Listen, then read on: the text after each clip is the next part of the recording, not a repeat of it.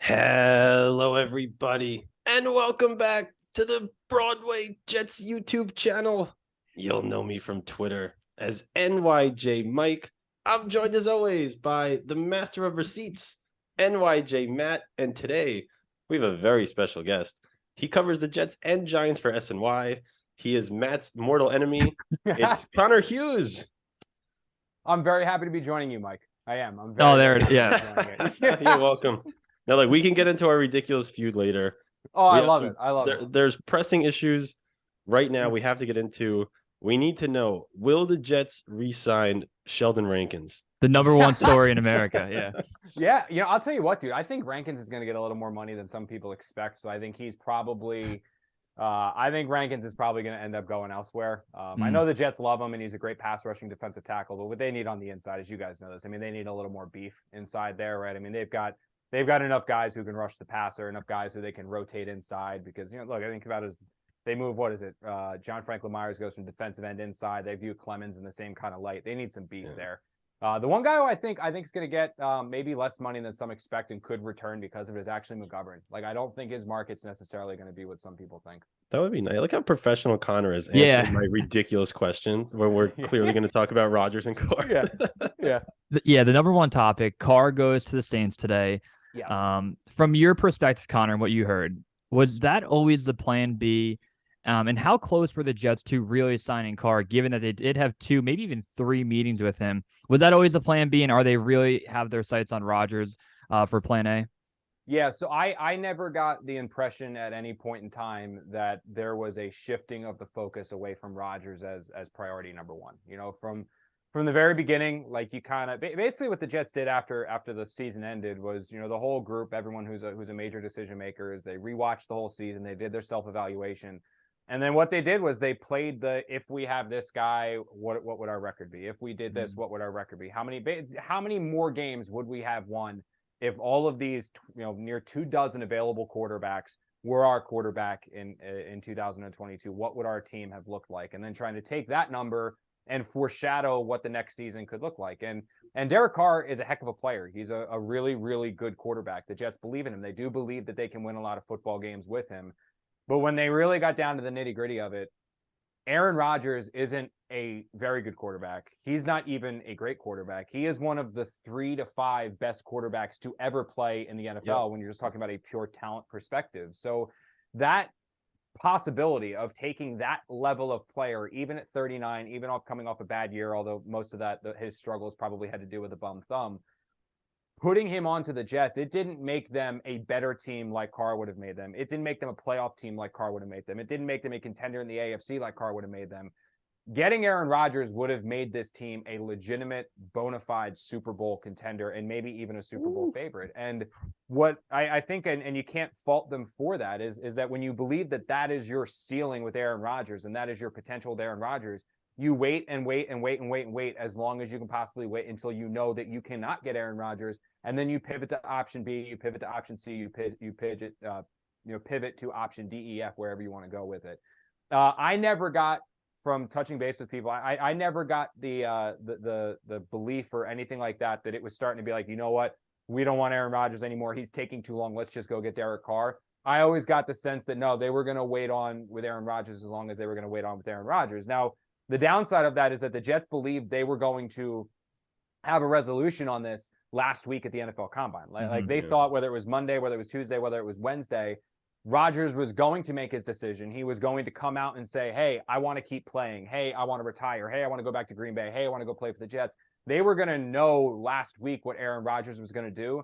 They were then going to be able to say, okay, let's react to that. If he says, I want to be a Jet, boom, let's go get Aaron Rodgers and have him be our quarterback. If he says, I want to go to Green Bay or retire, boom, let's go get Derek Carr. Instead, Rodgers came out on Tuesday and basically announced that he had no announcement. The Jets kept waiting for him, and Derek Carr got tired of being the bridesmaid, wanted to be the bride, and went and signed with the Saints today. So, I mean, I'm sure we'll talk about it here. My personal opinion on this, and I talked to some people about this today, I would have, through the channels that you have, where Robert Saleh and Matt LaFleur are best friends, and Nathaniel Hackett and Aaron Rodgers are really, really close. Through your avenues that you have, relay the message that we are not going to wait forever. Give them a deadline. Let Aaron Rodgers know there's a deadline. And in my opinion, I think it would have been the righter move so that you don't find yourself in the potential situation like you could find yourself in now if Aaron Rodgers decides that he doesn't want the Jets. Right, that's the thing. Does anybody know anything? You figure, like you said, the Jets have No, a he's ton of ghosting everybody, connections. dude. Yeah. No, like that's the thing. Like there's this like little inkling, like, and I thought the same thing. Like when the Jets hired Nathaniel Hackett as their offensive coordinator, Right. I was like, oh, here's the dots. Like it's Aaron Yeah. Rodgers. It's gonna be like everyone did. And I talked to people over there, and they were like, we like they like their chances of getting. They basically liked the fact that they had created an environment where if Aaron Rodgers wants a new team, and I just wrote this in a story for SNY. They basically created an environment where it was very similar when Tom Brady went from New England to Tampa Bay, where yeah, he had a good situation in New England. Yeah, he was obviously had the history in New England, but his best chance to win a Super Bowl, as crazy as it sounded with the Bucs, was with the Bucs because they had the top tier defense. They had the offensive weapons. They had a better offensive line than the Jets did, but still they had the pieces where they were just a quarterback away. The Jets have created themselves this offseason and last offseason and all that stuff where they're like the Bucs. They are just a quarterback away. You take Aaron Rodgers and put him with the Jets, he has a better chance, I believe, of winning a Super Bowl with the Jets than he does with the Green Bay Packers. So they did all of this. They created all this situation where they thought they were there, but it was still waiting on Aaron Rodgers. And from my understanding from touching base with people in Green Bay, he's not talking to the Packers front office and coaching staff and brass. He's not talking to anyone. He has not let anybody know whatsoever. Sorry, I'm getting a phone call. Oh, there it is. Break the news. Oh, Yeah, no, unfortunately, this is just my dog, my dog's vet. So yeah, that would have been something. I continue on a little trend here. That would have been something. No, like they just are waiting now for Rodgers. And unfortunately, Rodgers is not talking to anybody over in Green Bay. Rodgers is not really talking to any of his teammates, anyone like that. So everyone is in this holding pattern of waiting for Aaron Rodgers to say what he wants to do. And everyone thought around the league that was going to happen after he came out of the darkness. Instead, like I said, he came out of the darkness and just didn't tell anyone anything. But I would anticipate that it's going to happen this week. Like I don't think that Aaron Rodgers can afford to wait another week after this and actually go into free agency. Right, because there's one other question. It's what other teams would even be in on Rodgers at this point? The Packers basically said they're not going to trade him to the NFC. The Jets, in that sense, would have more leverage in this situation than you'd think of in a situation where you're trying to trade for a Hall of Fame quarterback. Yeah. The Mike, Titans said they're going to keep Tannehill. Yeah. One thing for the NFC, and Connor, help me out here. I get that the Packers don't want to move him to maybe face him one time, maybe two times over a 2-year I don't think period. they can't do it, but here's my question. Rodgers technically has all the leverage of, hey, if you trade me to a team I don't want to go to, I'll retire. I don't really care. But the Packers don't really have Jets have more leverage with the Packers. If I'm Aaron Rodgers, though, if I want to go to a team like Carolina, I could tell the Packers, I'm either going to sit in your bench if you don't want to play me, or I'll be here, give me $60 million, but I'm not going to go to an AFC team. I'll just retire. Like, does he have that leverage, Connor, to say, hey, I can technically go to any team that I want, and the Packers might have to, play their cards and send him to an NFC team? No, because here's the thing: is that Rodgers is either going to play for the Packers or be traded, and right. The Packers are going to do for him whatever he wants within reason. So if he were to come to Green Bay and say, like, I want to be traded to San Francisco, Green Bay can say, we're not doing that. You're either going to be traded to an AFC team, you're going to be our quarterback, or you can go and retire. And I think the Packers, maybe they're lying about it, or maybe they're just using this as posturing and stuff like that. But they seem pretty hell bent on the fact that they believe that Jordan Love is ready to start and be a starting quarterback this year. So what they can do is basically sit here and say, look, we're not trading you there. So you're either going to play as our starting quarterback, we'll trade you to an AFC team, or we're going to roll forward with Jordan Love. Like that's our option. Like Aaron Rodgers isn't going to come back, just collect a paycheck and sit on the bench. Like he would have to play for the Packers. Like I don't think that would they would have to start him. And then when you look at the AFC, like, yeah, I guess, the Raiders could get involved in it a little bit. But again, if Rodgers has more money than God, like he's fine. He's set financially. This would be about going to a place that gives him the best chance to win. And in my opinion, the Jets, like the Bucs a few years ago, as crazy as it sounds, I mean, again, it's the Tampa Bay Buccaneers, you know what I mean? Like, but it is the New York Jets, and they've created an environment where championship level defense, playmakers, the means to fortify an offensive line, which also I don't think is nearly as bad as some people are making it seem. I mean, they lost 12 offensive tackles last year to season-ending injuries. That's not going to happen again. You're getting Tomlinson. Tomlinson played the year, but he was kind of a little, off. I think you're going to get Tomlinson back to the player that he was in San Francisco. Vera Tucker. You really just need a center and like one offensive tackle of insurance now that Dwayne Brown's coming back. So In my opinion, like the offensive line is not that horrifically bad at the moment. You have the means to like really, really create a team that again is Super Bowl ready if you can get a quarterback. So yeah, I mean, technically he could, slam his hands, like send me to San Francisco. But I think with all the crap that Aaron Rodgers has put the Packers through the last couple of years, Green Bay, I don't think we'll have any issue saying, dude, then just retire. And we're going to go forward with Jordan Love. I like it, playing hardball.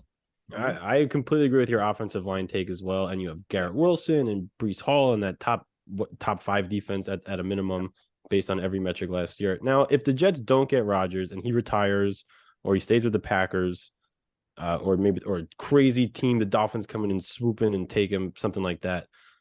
You hear Jimmy G, and he's been connected to the Raiders. You've heard about Tannehill with the Titans. There's a couple other options. Why don't we hear more about Lamar Jackson? I think because you cannot operate in that reality yet. You know what I mean? So the Jets are monitoring Lamar Jackson, like of the potentially available quarterbacks that could take this team to a Super Bowl. I mean, you had obviously Aaron Rodgers on it. You had Matt Stafford when there was some like little murmurs and rumors that he might be able to be moved. And Lamar Jackson was on that list as well. So the Jets have been, and Joe Douglas has been completely plugged into the Lamar Jackson situation this entire offseason. Just when you have the Ravens saying, we're going to do everything we can to sign him, there's a 200% chance he's our quarterback next year. If we can't sign him, we're just going to tag. You can't, like, until there is legitimate proof or legitimate signs that Lamar Jackson is going to be available and they are willing to listen to offers and they are willing to move him, you can't go down that rabbit hole yet. All you can do is exactly what the Jets are doing right now, which is monitoring the situation. And once there is the smallest glimmer of hope, like they say, you know what would we get for him? Then boom, you go all in, you push all your cards to the table, because I actually think Lamar Jackson would be even better for the Jets, both in the present and long term, than Aaron Rodgers would be. But right now, I mean, like the Ravens have given no indication that they are willing to do it. It's almost just like media hype and media speculation of, if this happens, then that, or, they haven't signed him yet, or this seems like it's getting pretty ugly. But again, nothing fun. It's just my boss. As I'm like, yeah, I'm sorry, guys. This is like funny because I've gotten like 2 heart attack. Calls. Yeah, sorry. My thing's on mute too, but I got this new like Alexa show thing, and it's just like, unfortunately, I synced my phone up so that it reads it off. So if you hear Salah come up on the back, that's the call I'm gonna have to take and step aside. Salah's on. I'm like, sorry boys, I can't send that. No, we would sorry, Bob. I'm on an interview. Yeah. But no, like that's the thing, is that you just can't operate under this belief right now that Lamar Jackson is available when there really hasn't been any legitimate concrete proof that Lamar Jackson is available. So you monitor the situation, and if it does come to fruition, you pounce. But at the moment, you can't do that. Yeah. And I don't want to bring up a doomsday scenario, but Connor, say the status quo happens where Green Bay says, you know what, we're going to take Aaron Rodgers back. Tannehill stays in Tennessee. Mm-hmm. Garoppolo goes to the Raiders and rekindles with Josh McDaniels, and then Lamar Jackson stays in Baltimore.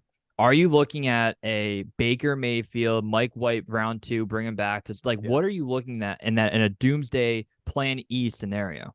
Yeah, so this is my thing. Like, so you just named it. So I was talking to somebody over with the Jets today when Carr signed, and I was like, look, and they were like, well, that's revisionist theory. I was like, no, this has kind of been my stance the entire time. And I think I'm pretty straightforward with a lot of people and my writing and my broadcasting and all that, where it's not generally my idea, or it's not generally my job to give you guys my opinion. Now, I might come off as my opinion. It might come off as what it looks like, oh, Connor's just saying facts and something happens. But a lot of what I say is rooted in conversations that you have with people that work for the teams that I cover. Because at the end of the day, it's my job to give you guys, what I think doesn't matter. What matters is what the people inside that building think. So my job is to figure out what that is and then relay it to you guys, not necessarily always as per source. Sometimes it's just on the background or as fact. But I feel like that goes a lot further in helping fans and readers and viewers and stuff like that. Sure. You know what I mean? Like because again, like that's what matters. What I think of a player the Jets draft doesn't mean shit. Don't you want to know like what the people who drafted him think or why they drafted him, all that fun stuff. So This is now like straight. This is not the opinion of anyone over at the Jets. This is just straight my opinion. When I was analyzing this whole thing, like the cut this part out, Matt. Yeah. yeah, the whole like Aaron Rodgers, Derek Carr, like that whole thing. What I would have done was kind of what we were just talking about a little bit ago, where I would have gone forward with, look, whether it's Robert calling LaFleur, whether it was Hackett talking to Rodgers off the record, behind the scenes, like all that stuff, because I think it would be considered tampering, whether it was Joe calling Brian. What I would have done was say, look, guys, Aaron's out of the darkness. We need to know whether or not you are going to trade him to us by Wednesday of last week.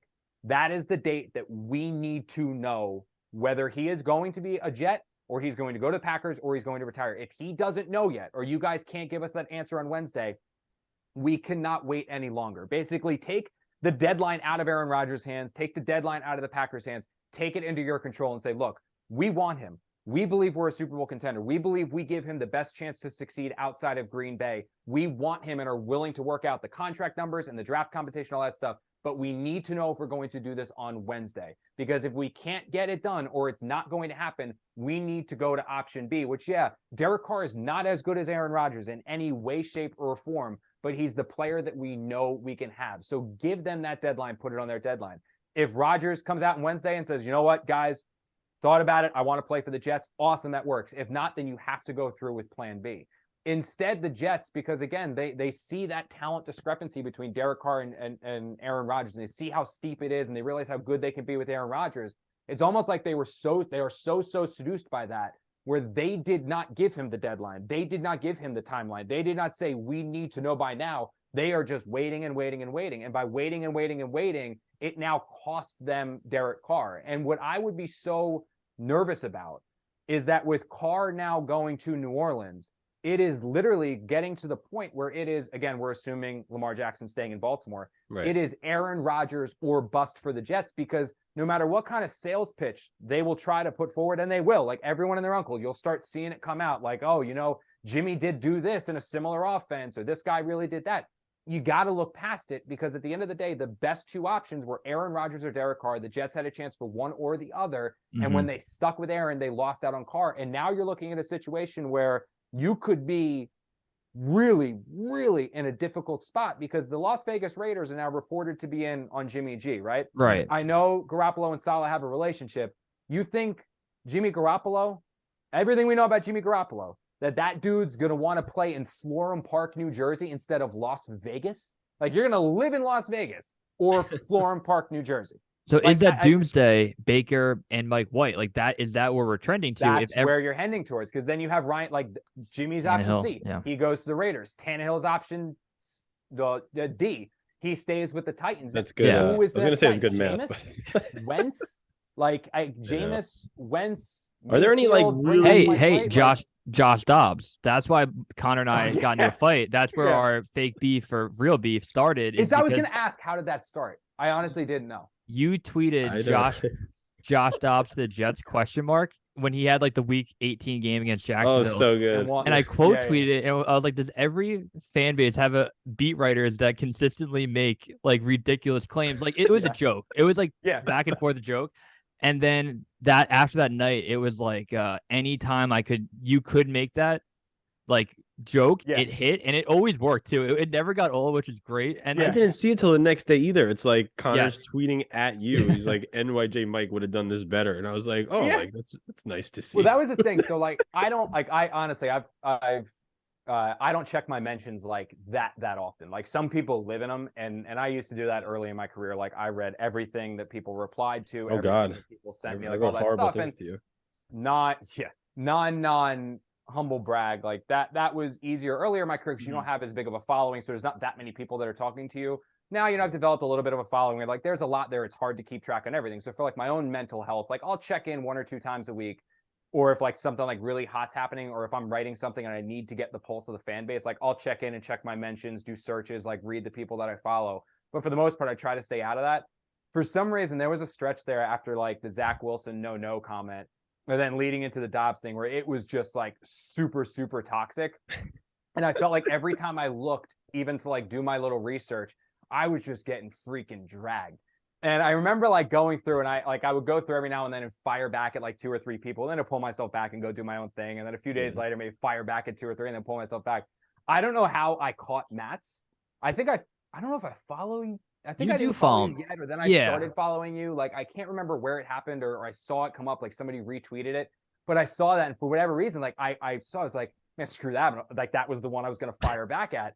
And I go to reply, and like, I think I just saw what you said before I saw who said it, because I was familiar with you. Like I knew you from following Mike, and like, so I was like, I was about to fire back nasty, and then I was like, wait a minute, this is Matt. I was like, I kind of know that guy, so I was like, all right, I still want to fire back, but get something funny. And like, I had a couple of things typed out. And I was like, wait a minute, he does the pod with Mike, and that's when I did the Mike was better. And like, as soon as like that took off, I was like, all right, I got to stick with this shtick a little bit longer. Because I am overly positive to you, and there's times where you guys both are. You people guys are make both fun great. of the beat. Like, yeah. And that tweet about Dobbs, though, in theory, if you look back on it, is really, really funny because the Jets were in limbo and just blew a playoff chance. And we're like dead watching a Jacksonville, Tennessee game. And then I see a beat writer talk about Josh Dobbs being a week one starter. I almost like, I was like probably 15 beers deep. I'm like, I got to fire back here. So all good fun. All good fun. The funniest part of the whole thing was when Connor went off of Twitter and would like find your, like my Instagram, and you're in my Instagram.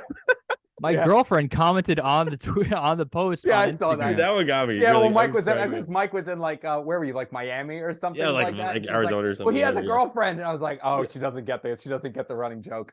Yeah, dude. And, oh my, that one really got me. And a Q&A. I had a Q&A of like, hey, what would be a good free agent signing? And Connor took my tweet and then put Mike, it like all time bit. And of course, we're always glad to have you on. One quick thing though, pivoting back to the Rodgers news. Woody Johnson's being referenced a lot right now of, hey, Woody Johnson wanted Rodgers, so wouldn't let them go after Carr. And even Matthew Berry, who said that?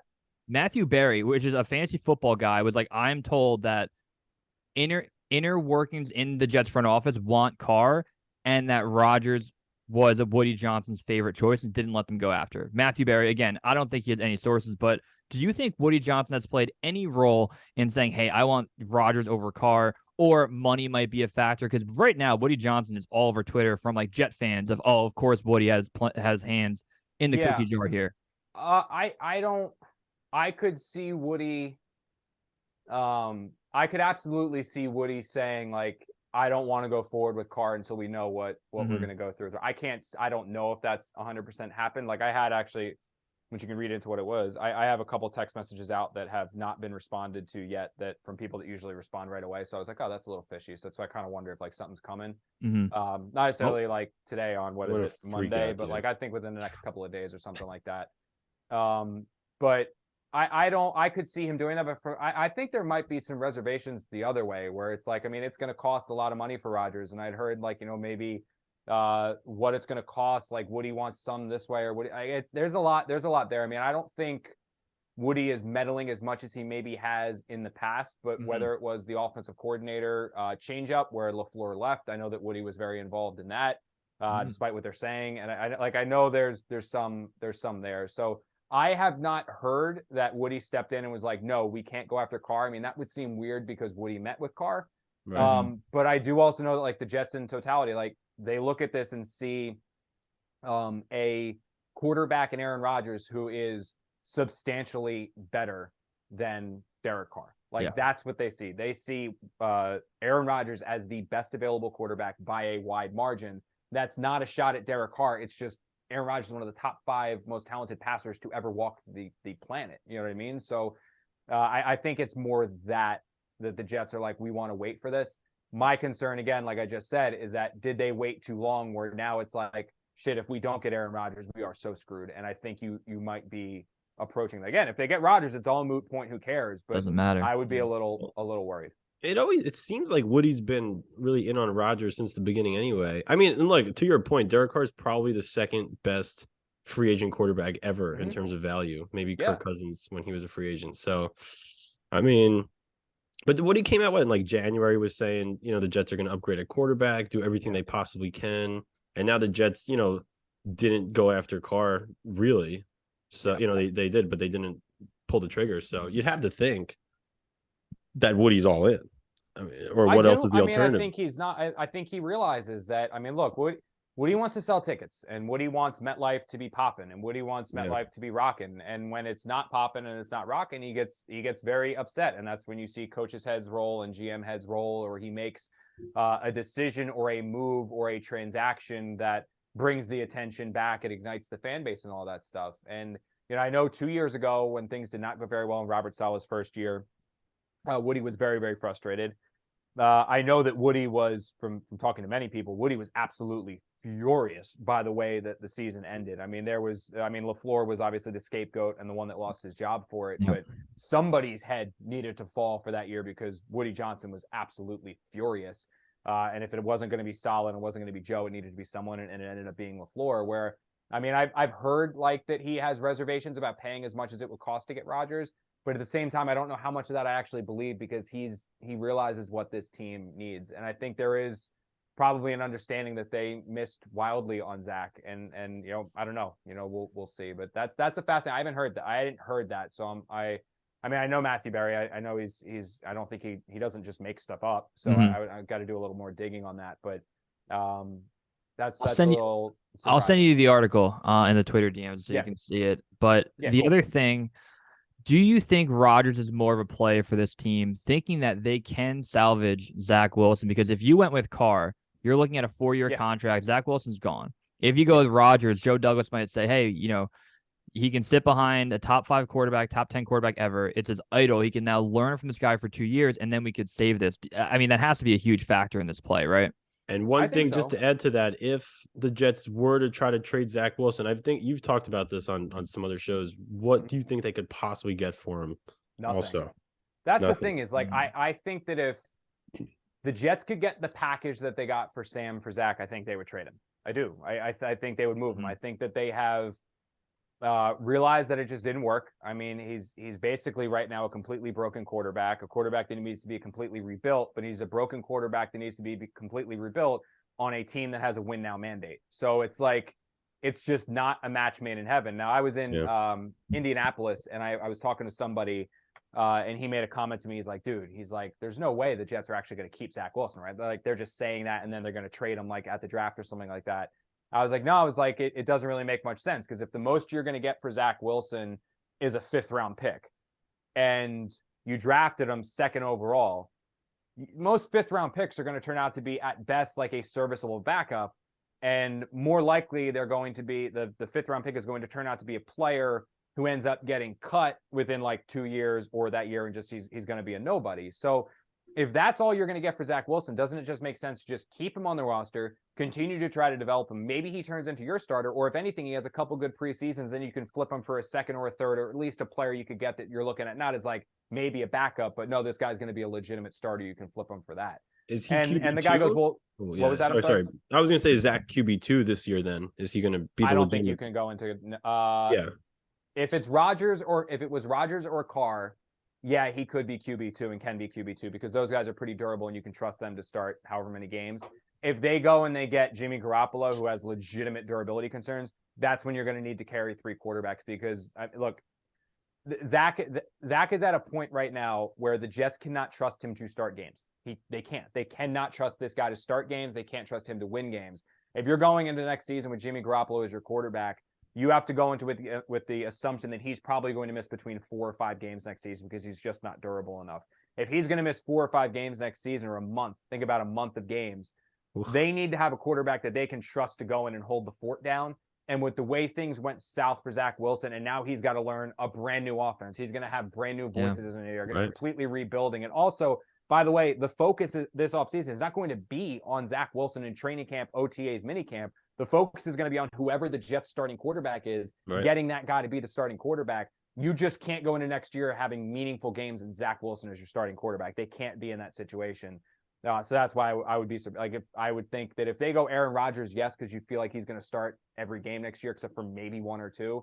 If not, like if you go the Jimmy route, you need a reliable backup, and that's where I could see, a 2-for-1 potential possibility there where they go and grab him. Yeah, and Saleh really wanted Mike White back. You heard that in the press conference. He's like, we'd love to have Mike's going to have other opportunities, and I'm sure he does, because they know like Mike is like that backup. Like the ideal Jets quarterback room is like if they miss out on Rodgers and Carr, is Jimmy, Mike White, Zach Wilson, because Mike White's a huge locker room guy and not going to create issues in the locker room. Zach Wilson's there, but like I was talking about with the distractions, Zach is not going to create a distraction because there's no front office members, there's no coaching staff members, and there is nobody in that locker room who is clamoring for him to be the starting quarterback. Like when all this shit went down with Nick Foles and Carson Wentz in Philadelphia, There was a portion of the locker room that wanted Carson Wentz. There was a portion of the locker room that wanted Nick Foles. There's no portion of the Jets locker room other than Zach Wilson who wants to see Zach Wilson on the field. In fact, last year, it was the complete opposite. All the players wanted Zach Wilson off the field to the point where the coaching staff had to bench him. Yeah, like the Jets had to bench him because there was going to be a freaking mutiny. So it's the complete opposite, where if Zach's there, it's like whatever. So you would have Zach to continue to develop as the developmental guy, Mike White there if somebody had to go, and then Jimmy. But if you're Mike, like, why do you get yourself involved in that? If I was him, I'd take my ass down to Miami. He's from Florida. He loves golfing. He can go golf his ass off down there. And you know that with all these things with Teddy Bridgewater, or not Teddy Bridgewater, I'm sorry, with Tua, you don't necessarily know how many games Tua is going to play. Is he going to be able to play? If he has a concussion, another concussion, he's automatically out the year. That's a very, very talented Dolphins team that could very well be Mike White's team by October. So I think that's just a better situation for him. Or maybe even going out to the Rams and rejoining with Mike LaFleur, who loved everything about Mike White. I like it. Well, hey, we got a couple minutes left before the Zoom ends. Connor, one question before we go. Hypothetical for you. Yeah. Say you move out to California, become a big shot. You're a big shot now, but even bigger, right? on the sports, and you get a call to come to New York, and you have plans with both DJ Bieniemy and Zach Rosenblatt, and you had a chance to go with both of them can hang out, but both at completely different parts of the city. Which call are you taking, and who are you going to hang out with? That's mean, I guess. I'll tell you what. No, here's the thing. I'll be honest with you. I'll answer it this way. If I was single, I'm going to go hang out with DJ because I feel like that's going to be a freaking party. Nice. I'm married though. So I feel like Zach is probably the better bet, where we're going to have like, conversations that are more suited for like, adults. A married man. Yeah, I think DJ's like, I think actually DJ's dating someone now down in Houston, but he's the one where like DJ's like well, I love that kid. He's the one where I'm asking him right now what her name is. Let's see. Yeah. I think that's my that's my bet there with that one. I love it. All right, Mike. Anything before Connor before we wrap up? No, that's what Connor gets for pitting us against each other. Now he has to choose between his friends. That was all part of the plan. Yeah, they're both gonna blow up my phone. Yeah. All right. Well, hey Connor, thanks again for coming on, man. We really appreciate it. We'll have you on again soon, but we'll let you go enjoy the draft, enjoy the phone calls, and let us know first if you hear any Rodgers news. So absolutely, we'll keep you on the air. All right. I'll DM you guys before I let my bosses know. But I appreciate it, guys. Thank you so much for having me on. This was a blast. Have a good one, buddy. Anytime you need anything else, you got my number, and also shoot me a text. Thanks, man.